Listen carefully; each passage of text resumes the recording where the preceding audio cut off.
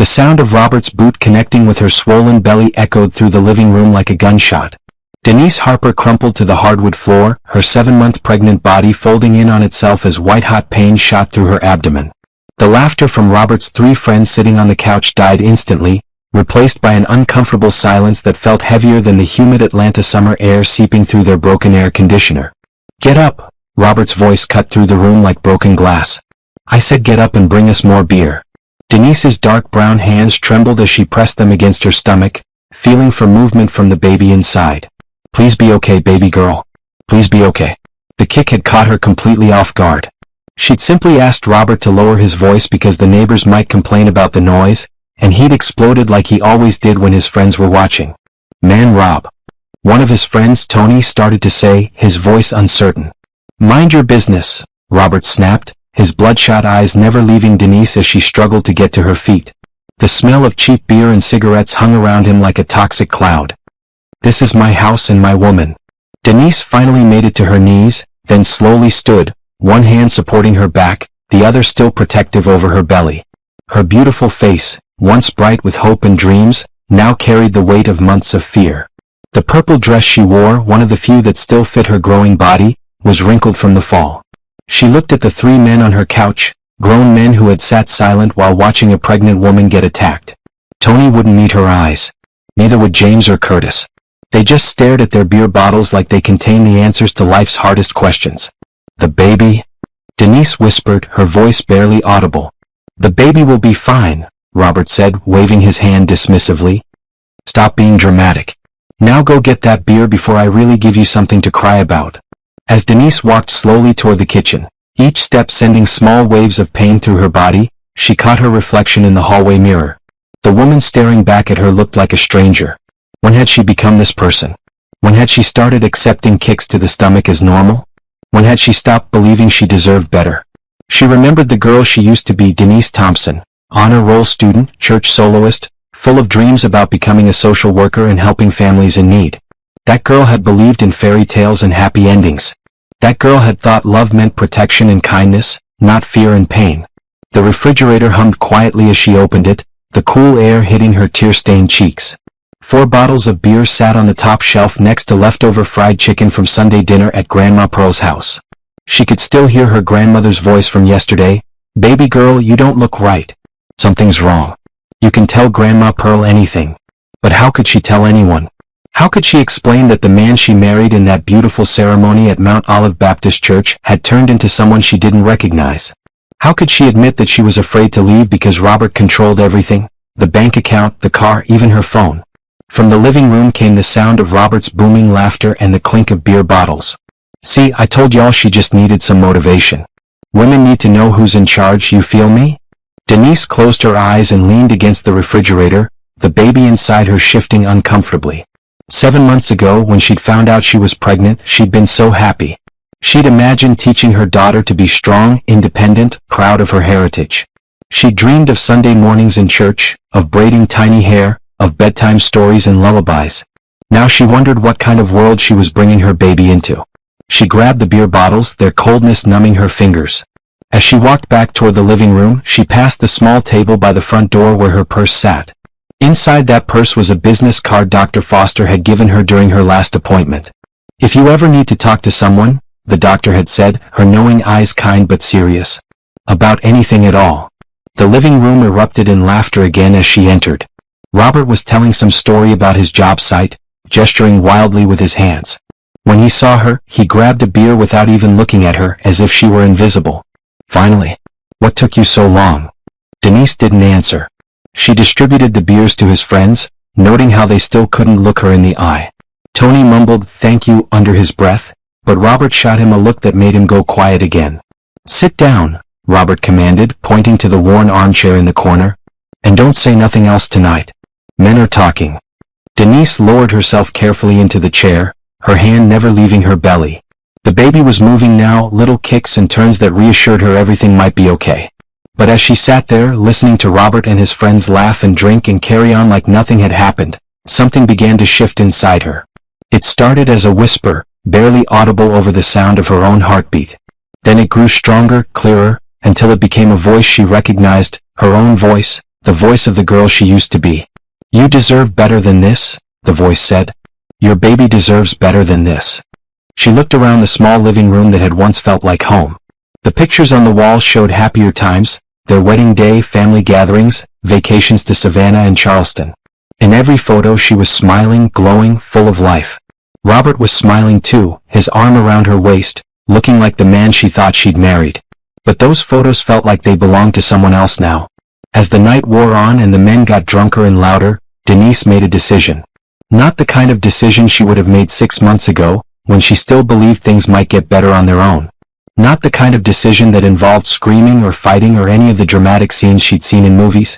This decision was quiet, like the steady growth of her baby inside her. Like the way flowers push through concrete. Like the way dawn comes even after the darkest night. She was going to save herself and her daughter.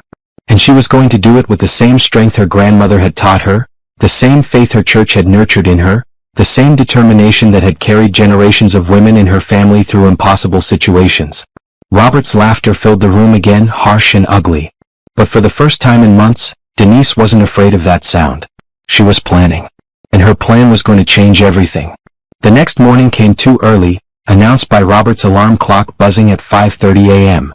Denise lay still in bed, listening to him stomp around the bedroom, getting ready for work. Her ribs ached from where she'd hit the floor the night before, and every movement sent small reminders of pain through her body. "Make sure you clean up that mess in the living room," Robert said, not looking at her as he pulled on his work boots. "And I want dinner ready when I get home. None of that healthy stuff either. I want real food." Denise nodded silently, keeping her eyes closed and pretending to be drowsy. It was easier that way. Less chance of saying something that might set him off again. After he left, the house settled into blessed quiet. This was her favorite time of day, the few hours when she could breathe freely, when she could think her own thoughts without walking on eggshells. She made herself a cup of herbal tea and sat at the kitchen table, her hands wrapped around the warm mug. Through the window, she could see Mrs. Patterson next door watering her garden. The older woman had lived there for 30 years and had watched Denise and Robert move in as newlyweds 2 years ago. Had Mrs. Patterson heard the commotion last night?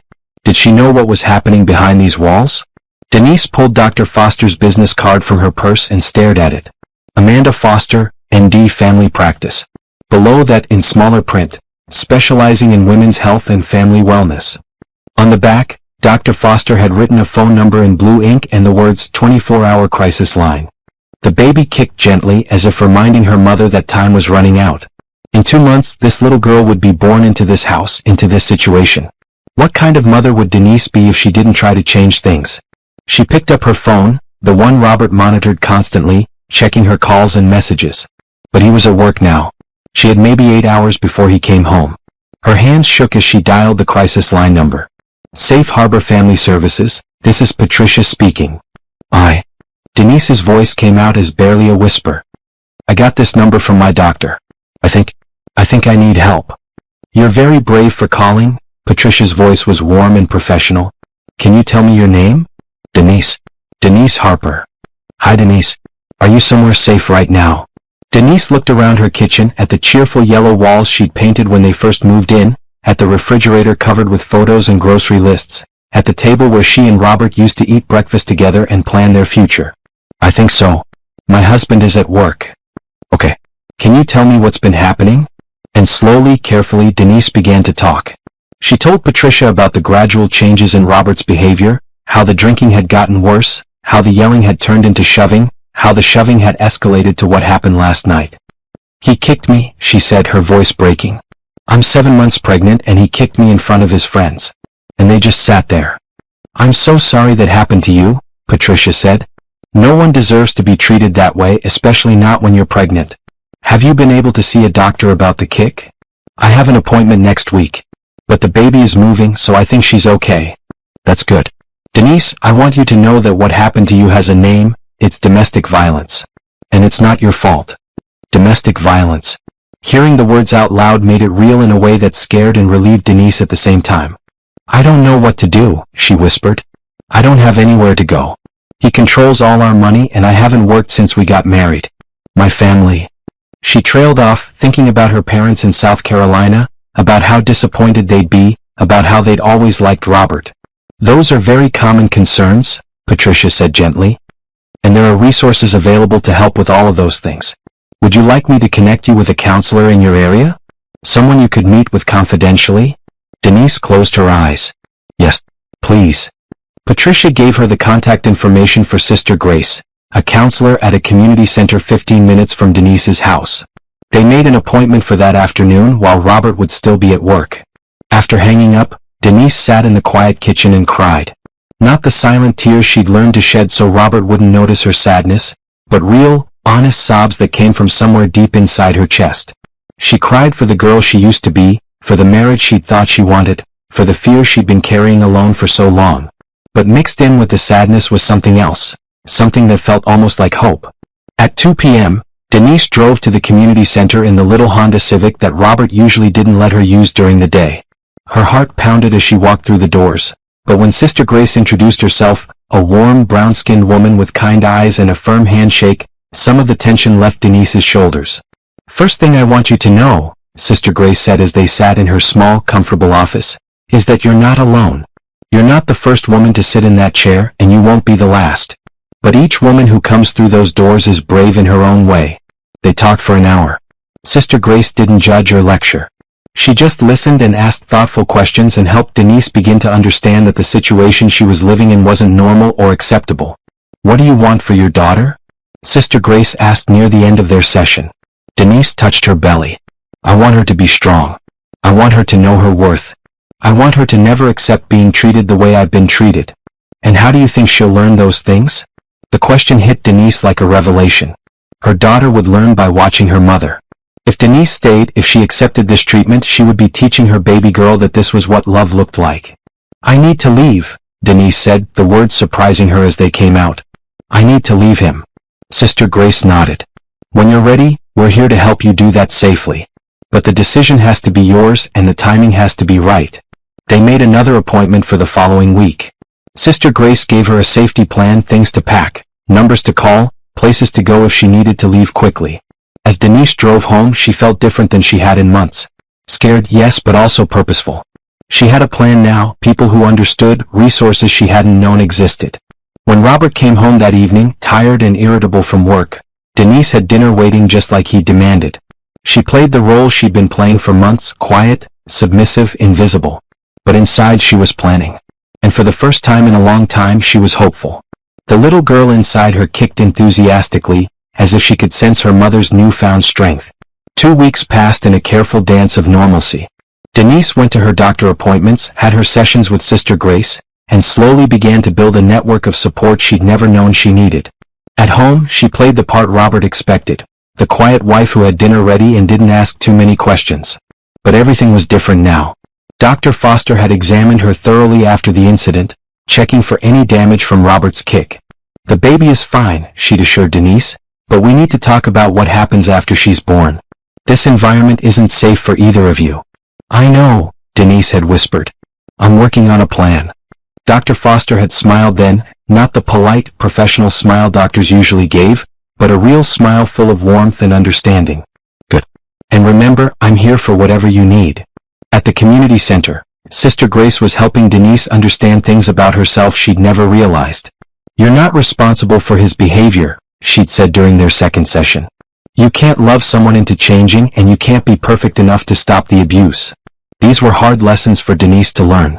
She'd spent so many months trying to figure out what she was doing wrong, how she could be a better wife, what she could change about herself to make Robert happy. I used to sing in the church choir, Denise told Sister Grace during their third session. I was good at it. People used to say I had a gift. What happened to that? Robert said it was taking too much time away from home. Said a wife's place was with her husband, not performing for other people. Sister Grace leaned forward in her chair. Do you miss it? Denise felt tears prick her eyes. Every Sunday. I miss feeling like I had something to offer the world besides just this. You still have that gift, Sister Grace said gently. It doesn't go away just because someone tells you it's not important. That night, alone in her kitchen while Robert watched television, Denise hummed quietly to herself for the first time in months. The melody came back easily, a hymn she'd sung hundreds of times. Precious Lord, take my hand, lead me on, help me stand. The baby responded to the vibration, moving gently inside her. Denise smiled and kept humming, her hand on her belly. The next Sunday, Robert slept late as usual, hungover from Saturday night. Denise had been going to church alone for months. Robert had stopped attending after they got married, claiming he didn't need all that religious stuff anymore. But this Sunday felt different. As Denise sat in her usual pew at Mount Olive Baptist Church, listening to the choir she used to be part of, she felt something stirring inside her that had nothing to do with the baby. After service, she was approached by Ms. Ruby, one of the church elders and a woman whose opinion carried weight throughout the congregation. "Child, you don't look well," Ms. Ruby said, her weathered brown hands gentle on Denise's shoulders. "Is everything all right at home?" Denise looked into Ms. Ruby's wise, knowing eyes and felt the careful walls she'd built around her secret begin to crumble. "No, ma'am," she whispered. "It's not." Ms. Ruby nodded as if she'd been expecting this answer. "Come sit with me," she said, leading Denise to a quiet corner of the church fellowship hall. For the next hour, Denise found herself telling Ms. Ruby everything about Robert's drinking, about the verbal abuse, about the kick that had nearly sent her to the hospital. Ms. Ruby listened without judgment, occasionally patting Denise's hand or murmuring words of encouragement. "Baby girl," Ms. Ruby said when Denise finished talking, "I've been walking this earth for 65 years and I've seen this story too many times. But I've also seen women find their way out of it and not just survive but thrive." She told Denise about her own daughter, who'd left an abusive marriage 15 years earlier and was now a successful nurse with 2 beautiful children. She told her about the church's quiet network of support for women in crisis, about temporary housing and job training programs and childcare assistance. "We take care of our own," Ms. Ruby said firmly. "And you are our own." As Denise drove home that afternoon, she felt like she was part of something bigger than herself for the first time in months. She had Dr. Foster and Sister Grace and Ms. Ruby and a whole community of people who wanted to help her succeed. But more importantly, she was beginning to remember who she was underneath all the fear and shame. She was Denise Thompson Harper, granddaughter of Pearl Thompson, who'd raised 5 children as a single mother and never let anyone tell her she couldn't do something. She was the girl who'd gotten straight A's and sung solos and believed she could change the world. That girl was still inside her, just waiting to be set free. When she got home, Robert was awake and irritable, demanding to know where she'd been and why lunch wasn't ready. But for the first time in months, his anger didn't send her into a panic. Instead, she felt strangely calm. "I was at church," she said simply, moving around the kitchen to prepare his meal. "Like always." "You spend too much time at that place," he grumbled. "After the baby comes, you're staying home on Sundays too. I don't want my daughter growing up thinking church is more important than family." Denise paused in her cooking, her hand tightening on the wooden spoon she was holding. "Your daughter?" "My daughter," Robert said firmly.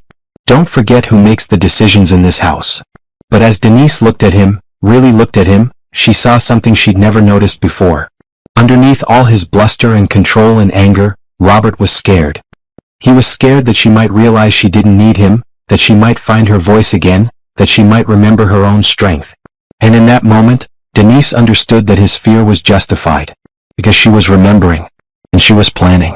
And soon, very soon, she was going to be free. The baby kicked strongly as if she was ready to be born into a better world. At 38 weeks pregnant, Denise could barely see her feet when she looked down. The baby had dropped lower in her belly, which Dr. Foster said meant labor could begin at any time.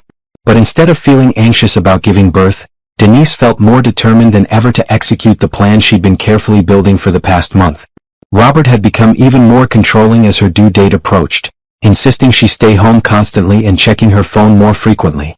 But he'd grown comfortable with her doctor appointments and church attendance, considering them harmless routines. He had no idea that these harmless activities had become the foundation of her escape plan. "You packed your hospital bag yet?" he asked one morning, not looking up from his coffee and newspaper. "Yes," Denise replied, though she didn't mention that hidden in the bottom of that bag, underneath the baby clothes and toiletries, were important documents Sister Grace had helped her gather: copies of her birth certificate, social security card, insurance information, and marriage license. What Robert also didn't know was that Denise had been meeting with a lawyer, Miss Patricia Johnson, who specialized in family law and worked pro bono with the community center. Ms. Johnson had helped Denise understand her rights and begin the paperwork for a restraining order and divorce proceedings. "The most dangerous time for women in abusive relationships is often when they try to leave," Ms. Johnson had explained during their confidential meeting. "That's why we have to be strategic about this." The plan was simple but carefully orchestrated. When Denise went into labor, she would go to the hospital as planned. Robert would be there for the birth. They couldn't avoid that without raising his suspicions. But after the baby was born, while they were still in the hospital, Sister Grace and Ms. Ruby would be waiting with legal papers and a safe place for Denise and the baby to stay. The hospital's social worker, Mrs. Davis, is part of our network, Sister Grace had explained. She'll make sure you and the baby are protected while the paperwork is processed. Denise had also been secretly working with Dr. Foster to document her medical history, including photos of bruises and a detailed record of the stress-related symptoms she'd experienced during pregnancy. This documentation would be crucial for the restraining order. But perhaps the most important part of Denise's support network was the one person she'd been most afraid to tell, her Grandma Pearl. She'd finally called her grandmother the week before, her hands shaking as she dialed the familiar number in Charleston. "Baby girl," Grandma Pearl had said after listening to Denise's story, "you know your granddaddy wasn't perfect when we got married. But he never laid a hand on me, and he sure never would have kicked me while I was carrying his child." "I'm scared, Grandma," Denise had whispered into the phone. "I'm scared of what he might do when he finds out I'm leaving." "Fear is natural, honey. But you know what your great-grandmother used to say? Courage isn't not being scared. Courage is doing what needs to be done even when you are scared." Grandma Pearl had insisted on driving up from Charleston to be there when the baby was born. "I want to meet my great-grandbaby," she'd said firmly, "and I want to be there for my granddaughter when she needs me most." Now, as Denise felt the first real contractions begin on a Tuesday morning in late September, she knew it was time. Robert had already left for work, grumbling about a big project that would keep him busy all day. Denise waited until the contractions were 8 minutes apart before she called Dr. Foster's office. "It's time," she told the nurse who answered. "We'll see you at the hospital," came the reply. "Everything is ready." Denise took a shower and got dressed carefully, choosing comfortable clothes and the small gold cross necklace her grandmother had given her for confirmation.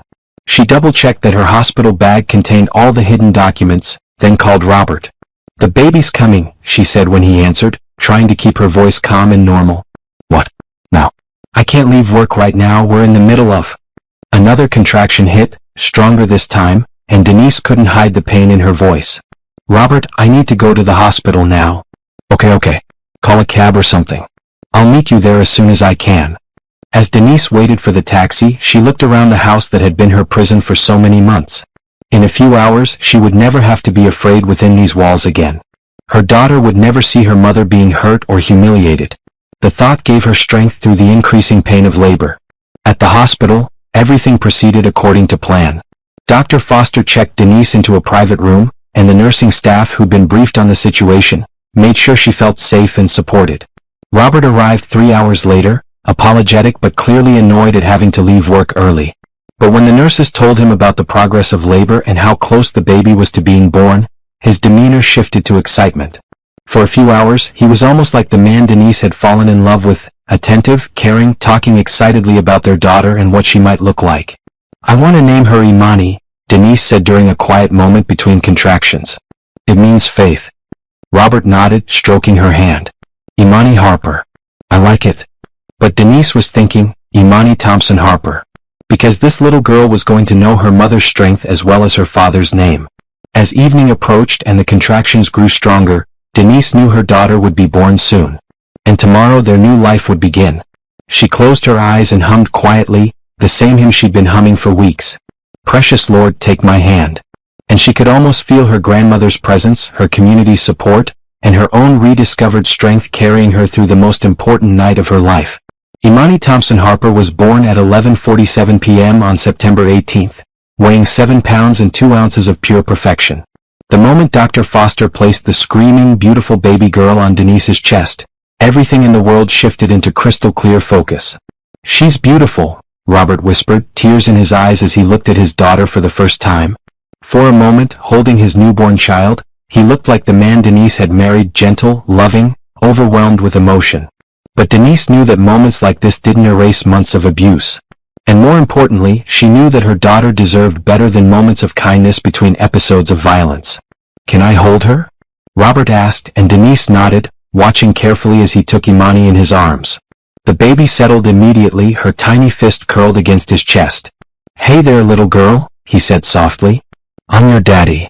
Dr. Foster finished the medical procedures efficiently, then smiled at the new family. Everything looks perfect. Mom, you did amazing. We'll let you rest now and I'll check on you both in the morning. As the medical team filed out, Robert settled into the chair next to Denise's bed, still holding Imani. I can't believe we made something this perfect, he said. For just a moment, Denise let herself wonder if having a baby might change everything. If Robert might see their daughter and realize that his behavior was unacceptable. If they might somehow find their way back to the love they'd once shared. But then Robert's phone rang and she watched his expression change as he answered it. Yeah, Tony? She had the baby? Yeah, she's beautiful. What? Tonight? I don't know, man, I should probably stay here. His voice grew irritated. Look, she's fine. She's just sleeping. I'll be back in a couple hours. Denise's heart sank as she realized that even the birth of his daughter wasn't enough to change Robert's priorities. I'm gonna step out for a little bit, he told Denise, carefully placing Imani in the hospital bassinet. Tony's having some kind of emergency. I'll be back soon. And just like that, he was gone, leaving Denise alone with her newborn daughter in the quiet hospital room. But Denise wasn't really alone. 20 minutes after Robert left, there was a soft knock on her door, and Grandma Pearl stepped inside, her face glowing with joy and determination. There's my great-grandbaby, she whispered, moving immediately to the bassinet where Imani slept peacefully. Oh honey, she's absolutely beautiful. Behind Grandma Pearl came Sister Grace, Ms. Ruby, and a woman Denise had never met but who introduced herself as Mrs. Davis, the hospital social worker. How are you feeling, baby girl? Grandma Pearl asked, taking Denise's hand. Ready? Denise said simply. I'm ready. Mrs. Davis opened a folder she'd been carrying. We have everything prepared. The restraining order is ready to be filed, and we have a safe place for you and Imani to stay for as long as you need. Sister Grace sat on the edge of the bed. Are you absolutely sure about this timing? We can wait if you need more time to recover. Denise looked at her sleeping daughter, then at the faces of the women who had become her lifeline. If I don't do it now, I might lose my courage. And I won't let her grow up thinking this is normal. Over the next hour they worked quickly and quietly. Mrs. Davis helped Denise sign the necessary papers while Grandma Pearl packed the real hospital bag, the one with all their important documents and the few precious things Denise wanted to keep. Ms. Ruby kept watch by the door, ready to alert them if Robert returned unexpectedly. The safe house is run by Pastor William's sister down in Decatur, Ms. Ruby explained. It's specifically for mothers with newborns who are leaving dangerous situations. You'll have your own room, help with baby care, and job training when you're ready. What about money? Denise asked. I don't have anything saved. The church has an emergency fund, Grandma Pearl said firmly. And I've got some money put aside. You don't worry about finances right now. You just worry about healing and taking care of that baby. When Robert returned 2 hours later, slightly drunk and smelling like cigarettes, he found an empty room. The hospital bassinet was gone. Denise's belongings were gone. And on the bedside table was a single envelope with his name on it. Inside was a letter Denise had written with Sister Grace's help. Robert, I have taken Imani and left the hospital. We are safe and we are not coming home. I have filed for a restraining order and will be filing for divorce. I want you to know that I don't hate you, and I pray that you will get help for your drinking and your anger. But I cannot let our daughter grow up thinking that love looks like fear. She deserves better and so do I. Please don't try to find us. Any communication needs to go through my lawyer, Patricia Johnson, whose contact information is attached to this letter. By morning, Denise and Imani were settled into a sunny room at the safe house, surrounded by other women who understood their journey. Grandma Pearl had stayed overnight, helping with feedings and diaper changes, sharing stories about raising strong daughters in difficult times. Your mama was about Imani's age when your daddy walked out on us, Grandma Pearl told Denise as they sat in the early morning light, the baby nursing contentedly. I was scared to death about raising a child alone. But you know what I learned? Sometimes the best thing you can give a child is a mama who's brave enough to choose a better life. 3 months later, Denise stood in the choir loft at Mount Olive Baptist Church, holding 3-month-old Imani in one arm while she sang the solo verse of Amazing Grace. Her voice, stronger than it had ever been, filled the sanctuary with hope and healing. In the congregation, she could see her support network, Sister Grace beaming with pride, Ms. Ruby nodding along with the melody, Dr. Foster smiling from the back pew where she sat with her own family. Grandma Pearl, who had moved to Atlanta permanently to help with Imani, sat in the front row with tears of joy streaming down her cheeks. Denise had a job now, working at the community center where Sister Grace had helped her find her voice again. She had a small apartment that she and Imani shared with another young mother from the safe house. She had plans to go back to school and finish her social work degree. But most importantly, she had her daughter, who would grow up knowing that love meant protection and kindness, not fear and control. Imani would grow up watching her mother sing and work and build a life filled with purpose and community. After church, as people gathered around to admire the baby and congratulate Denise on her beautiful solo, Ms. Ruby pulled her aside. "I'm proud of you, honey," she said. "But I hope you know that what you did wasn't just about saving yourself. You saved that baby girl from growing up in a house full of fear. And you probably saved Robert from becoming something even worse than he already was." Denise shifted Imani to her other arm, the baby's tiny fingers wrapping around her mother's thumb. "Do you really think so?" "I know so. Sometimes the most loving thing you can do for someone is refuse to enable their bad behavior. Maybe now Robert will get the help he needs. Maybe not. But that's not your responsibility anymore." As they walked toward the parking lot, Denise caught sight of a familiar figure standing by the church steps. Robert was there, but he looked different, thinner, cleaner, his eyes clear in a way she hadn't seen in months. Sister Grace immediately moved to Denise's side. "You don't have to talk to him if you don't want to." But Denise found herself walking toward her estranged husband, her grandmother and Sister Grace flanking her protectively. "Denise," Robert said quietly. I wanted to see her. Just for a minute." Up close, Denise could see that Robert had been crying. His hands shook slightly, and there was something broken in his expression that she'd never seen before. "I've been going to meetings," he said. "AA meetings. And anger management. I know I can't undo what I did. But I wanted you to know that I'm trying to get better." Denise studied his face carefully. The old Denise would have felt sorry for him, would have wanted to fix him, would have been tempted to give him another chance. But the new Denise, the one who had learned her worth, who had found her voice, who had a daughter to protect, saw him clearly. "I'm glad you're getting help, Robert. I really am. But that doesn't change what happened, and it doesn't change my decision." Robert nodded, tears spilling down his cheeks. Can I at least see her? Just for a minute?" Denise looked down at Imani, who was awake now, her dark eyes bright and curious as she looked around at all the faces. "You can see her," Denise said finally. "But you can't hold her. Not yet. Maybe not ever. That's going to depend on whether you really change, not just for a few months but permanently." Robert stepped closer, and Denise saw his face transform as he looked at his daughter for the first time since the hospital. "She's so beautiful," he whispered. "She looks like you. She's going to be strong like her mama," Grandma Pearl said firmly from behind Denise. "And smart. And she's going to know her worth." Robert's eyes met Denise's over their daughter's head. "I'm sorry," he said, and for the first time, it sounded like he really meant it. "I'm so sorry for everything." "I know," Denise replied. "But sorry doesn't fix what's broken. Only time and real change can do that." As they prepared to leave, Robert called out one more time. "Denise? What did you name her?" "Imani," Denise said without turning around. "It means faith." 6 months later, Denise received a letter from Robert's counselor, confirming that he had completed both his alcohol treatment program and his anger management classes. He was requesting supervised visitation with Imani. Denise discussed it with Sister Grace, with her lawyer, with Grandma Pearl. The decision was hers to make. "What does your heart tell you?" Sister Grace asked during one of their regular coffee meetings. Denise looked across the community center's cafe, where Imani was being entertained by Ms. Ruby and a group of church ladies. At 8 months old, she was a happy, healthy baby who smiled easily and seemed to trust the world around her. "My heart tells me that Imani deserves a chance to know her father if he's really changed," Denise said slowly. "But my head tells me to be very, very careful." They started with 1-hour supervised visits at the community center, with Sister Grace present.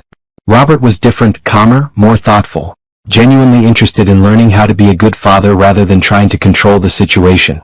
But Denise never forgot the lessons she'd learned. She maintained her boundaries, kept her own apartment, continued building her independent life. She was kind but cautious, hopeful but realistic. Because the most important thing she'd learned was that she didn't need Robert to be happy or complete. She had built a life filled with purpose, community, and love. She had her daughter, her grandmother, her church family, her work helping other women find their voices. And if Robert wanted to be part of that life, he would have to earn his place in it every single day, through consistent actions and genuine change. As Denise finished her social work degree and began working as a counselor herself, specializing in helping women escape domestic violence, she often thought about the night Imani was born. How terrified she'd been, how impossible leaving had seemed. But she'd done it. She'd saved herself and her daughter. And now she was helping other women believe they could do it too. The most powerful thing you can tell someone, she would often say to the women who sat across from her in the counseling room, is that they deserve better. Because once they really believe that, everything changes. 3 years after leaving Robert, Denise stood once again in the choir loft at Mount Olive Baptist Church. But this time she wasn't alone. 3-year-old Imani stood beside her, wearing a tiny white dress and holding her own small hymnal, learning the same songs her mother had learned, growing up in the same community of love and support. As they sang together, mother and daughter, their voices blending in perfect harmony, Denise felt the presence of all the women who had come before her. Her great-grandmother, who had refused to accept less than she deserved. Her grandmother, who had raised children alone and with dignity. Her mother, who had taught her to stand up for herself. And she knew that Imani would carry that legacy forward, teaching her own children someday that love means respect, that strength comes from community, and that every person deserves to be treated with kindness and dignity. In the congregation, Ms. Ruby wiped away tears of joy, thinking about all the women she'd helped over the years, all the families that had been healed, all the children who would grow up knowing they were loved and valued. Sister Grace smiled as she watched Denise's confident posture, remembering the scared, broken woman who had first walked into her office. Look at her now, she thought. Look at what courage and community could accomplish. And in the back of the church, Robert sat quietly, 3 years sober and still working to earn his place in his daughter's life. He watched his estranged wife and child sing together, and for the first time in years, he felt something that might have been peace. Because sometimes the greatest gift you can give someone is letting them go. And sometimes the greatest gift they can give you is the chance to become the person you were meant to be. As the final notes of the hymn faded away, Imani looked up at her mother with bright, curious eyes. "Mama, sing it again?" And Denise laughed, a sound full of joy and freedom and infinite possibility. "Okay, baby girl. Let's sing it again." Their voices rose together, filling the sanctuary with hope, carrying the message that no matter how dark the night, dawn always comes for those brave enough to seek it.